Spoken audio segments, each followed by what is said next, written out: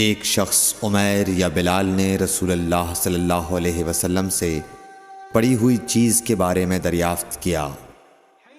آپ نے فرمایا اس کی بندھن پہچان لے، یا فرمایا کہ اس کا برتن اور تھیلی کو پہچان لے، پھر 1 سال تک اس کی شناخت کا اعلان کراؤ، پھر اس کا مالک نہ ملے تو اس سے فائدہ اٹھاؤ، اور اگر اس کا مالک آ جائے تو اسے سونپ دو۔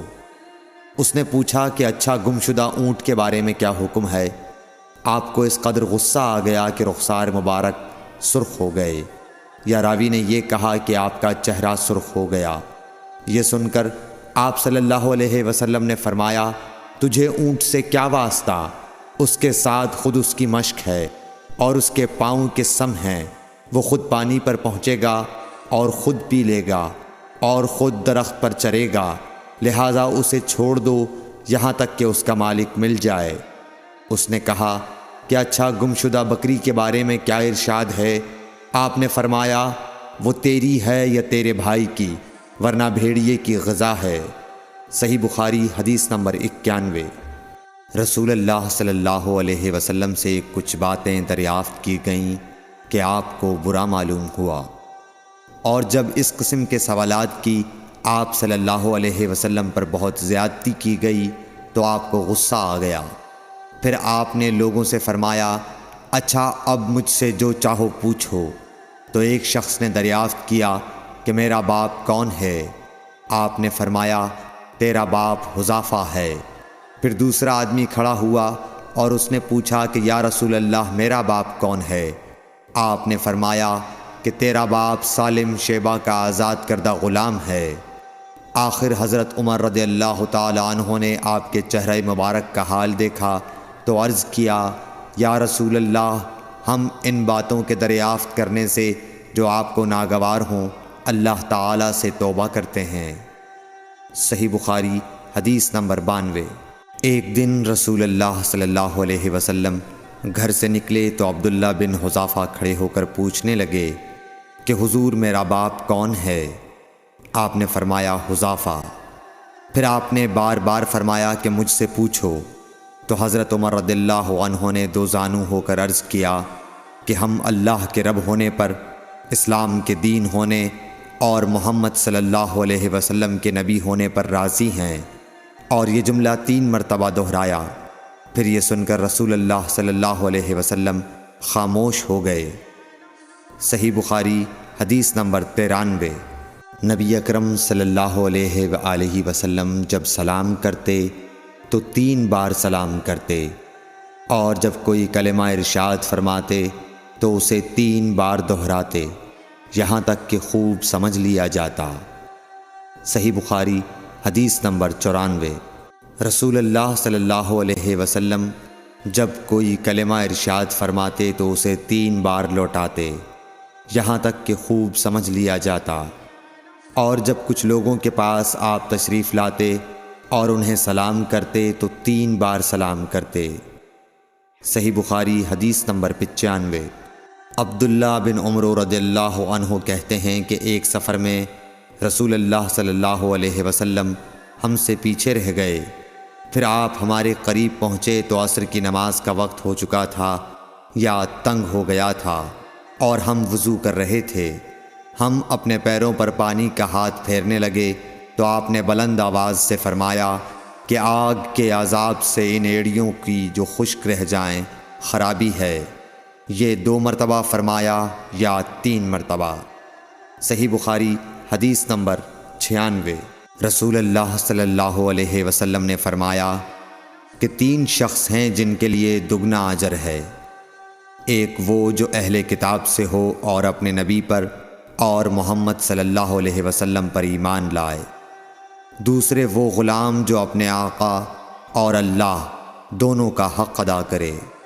اور تیسرے وہ آدمی جس کے پاس کوئی لونڈی ہو جس سے شباشی کرتا ہے، اور اس کو تربیت دے تو اچھی تربیت دے، تعلیم دے تو عمدہ دے، پھر اسے آزاد کر کے اس سے نکاح کر لے تو اس کے لیے دگنا اجر ہے۔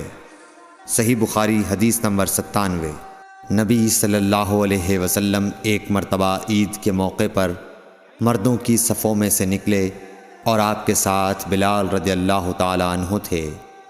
آپ کو خیال ہوا عورتوں کو خطبہ اچھی طرح نہیں سنائی دیا، تو آپ نے انہیں علیحدہ نصیحت فرمائی اور صدقے کا حکم دیا۔ یہ واز سن کر کوئی عورت بالی اور کوئی عورت انگوٹھی ڈالنے لگی، اور بلال رضی اللہ تعالی عنہ اپنے کپڑے کے دامن میں یہ چیزیں لینے لگے۔ صحیح بخاری حدیث نمبر 98۔ حضرت ابو ہریرہ رضی اللہ تعالی عنہ نے عرض کیا، یا رسول اللہ، قیامت کے دن آپ کی شفاعت سے سب سے زیادہ سعادت کسے ملے گی؟ تو رسول اللہ صلی اللہ علیہ وسلم نے فرمایا، اے ابو ہریرہ، مجھے یقین تھا کہ تم سے پہلے کوئی اس کے بارے میں مجھ سے دریافت نہیں کرے گا، کیونکہ میں نے حدیث کے متعلق تمہاری حرص دیکھ لی تھی۔ سنو، قیامت کے دن سب سے زیادہ فیضیاب میری شفاعت سے وہ شخص ہوگا جو سچے دل سے یا سچے جی سے لا الہ الا اللہ کہے گا۔ صحیح بخاری حدیث نمبر 99۔ رسول اللہ صلی اللہ علیہ وآلہ وسلم نے فرمایا کہ اللہ علم کو اس طرح نہیں اٹھا لے گا کہ اس کو بندوں سے چھین لے، بلکہ وہ پختہ کار علماء کو موت دے کر علم اٹھائے گا، حتیٰ کہ جب کوئی عالم باقی نہیں رہے گا تو لوگ جاہلوں کو سردار بنا لیں گے، ان سے سوالات کیے جائیں گے اور وہ بغیر علم کے جواب دیں گے، اس لیے خود بھی گمراہ ہوں گے اور لوگوں کو بھی گمراہ کریں گے۔ صحیح بخاری حدیث نمبر 100۔ عورتوں نے رسول اللہ صلی اللہ علیہ وسلم سے کہا کہ آپ سے فائدہ اٹھانے میں مرد ہم سے آگے بڑھ گئے ہیں، اس لیے آپ اپنی طرف سے ہمارے واعظ کے لیے بھی کوئی دن خاص فرما دیں۔ تو آپ صلی اللہ علیہ وسلم نے ان سے ایک دن کا وعدہ فرما لیا۔ اس دن عورتوں سے آپ نے ملاقات کی اور انہیں واعظ فرمایا اور مناسب احکام سنائے۔ جو کچھ آپ صلی اللہ علیہ وسلم نے ان سے فرمایا تھا، اس میں یہ بات بھی تھی کہ جو کوئی عورت تم میں سے اپنے 3 لڑکے آگے بھیج دے گی تو وہ اس کے لیے دوزخ سے پناہ بن جائیں گے۔ اس پر ایک عورت نے کہا، اگر 2 بچے بھیج دے؟ آپ نے فرمایا، ہاں، اور 2 کا بھی یہ حکم ہے۔ صحیح بخاری حدیث نمبر 101۔ حضور اکرم صلی اللہ علیہ وآلہ وسلم نے فرمایا کہ ایسے 3 بچے جو ابھی بلوغت کو نہ پہنچے ہوں۔ صحیح بخاری حدیث نمبر 102۔ نبی کریم صلی اللہ علیہ وسلم نے فرمایا کہ جس سے حساب لیا گیا اسے عذاب کیا جائے گا۔ حضرت عائشہ رضی اللہ تعالی عنہا فرماتی ہیں کہ یہ سن کر میں نے کہا کہ کیا اللہ نے یہ نہیں فرمایا کہ ان قریب اس سے آسان حساب لیا جائے گا؟ رسول اللہ صلی اللہ علیہ وسلم نے فرمایا کہ یہ صرف اللہ کے دربار میں پیشی کا ذکر ہے، لیکن جس کے حساب میں جانچ پڑتال کی گئی سمجھو وہ غارت ہو گیا۔ صحیح بخاری حدیث نمبر 103۔ رسول اللہ صلی اللہ علیہ وسلم نے اللہ کی حمد و ثنا بیان کی، پھر فرمایا کہ مکے کو اللہ نے حرام کیا ہے، آدمیوں نے حرام نہیں کیا۔ تو سن لو کہ کسی شخص کے لیے جو اللہ پر اور یوم آخرت پر ایمان رکھتا ہو جائز نہیں ہے کہ مکے میں خون ریزی کرے یا اس کا کوئی پیڑ کاٹے۔ پھر اگر کوئی اللہ کے رسول کے لڑنے کی وجہ سے اس کا جواز نکالے تو اس سے کہہ دو، اللہ نے اپنے رسول کے لیے اجازت دی تھی، تمہارے لیے نہیں دی، اور مجھے بھی دن کے کچھ لمحوں کے لیے اجازت ملی تھی، آج اس کی حرمت لوٹ آئی جیسی کل تھی، اور حاضر غائب کو یہ بات پہنچا دے۔ صحیح بخاری حدیث نمبر 104۔ ایک مرتبہ ابو بکر رضی اللہ عنہ نے رسول اللہ صلی اللہ علیہ وسلم کا ذکر کیا کہ آپ صلی اللہ علیہ وسلم نے فرمایا، تمہارے خون اور تمہارے مال، محمد کہتے ہیں کہ میرے خیال میں آپ نے آرادکم کا لفظ بھی فرمایا، یعنی اور تمہاری آبروئیں تم پر حرام ہیں، جس طرح تمہارے آج کے دن کی حرمت تمہارے اس مہینے میں۔ سن لو، یہ خبر حاضر غائب کو پہنچا دے۔ اور محمد راوی حدیث کہتے تھے کہ رسول اللہ صلی اللہ علیہ وسلم نے سچ فرمایا، پھر دوبارہ فرمایا کہ کیا میں نے اللہ کا یہ حکم تمہیں نہیں پہنچا دیا؟ صحیح بخاری حدیث نمبر 105۔ رسول اللہ صلی اللہ علیہ وسلم نے فرمایا کہ مجھ پر جھوٹ مت بولو، کیونکہ جو مجھ پر جھوٹ باندھے وہ دوزخ میں داخل ہو۔ صحیح بخاری حدیث نمبر 106۔ رسول اللہ صلی اللہ علیہ وسلم نے فرمایا کہ جو شخص مجھ پر جھوٹ باندھے گا وہ اپنا ٹھکانہ جہنم بنا لے۔ صحیح بخاری حدیث نمبر 107۔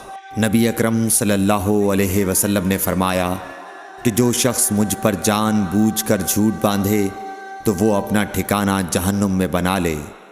صحیح بخاری حدیث نمبر 108۔ رسول اللہ صلی اللہ علیہ وسلم نے فرمایا کہ جو شخص میرے نام سے وہ بات بیان کرے جو میں نے نہیں کہی تو وہ اپنا ٹھکانہ جہنم میں بنا لے۔ صحیح بخاری حدیث نمبر 109۔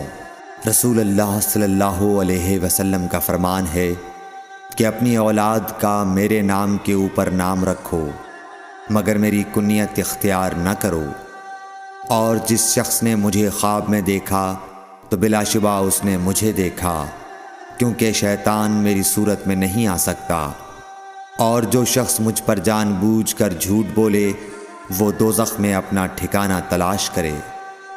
صحیح بخاری حدیث نمبر 110۔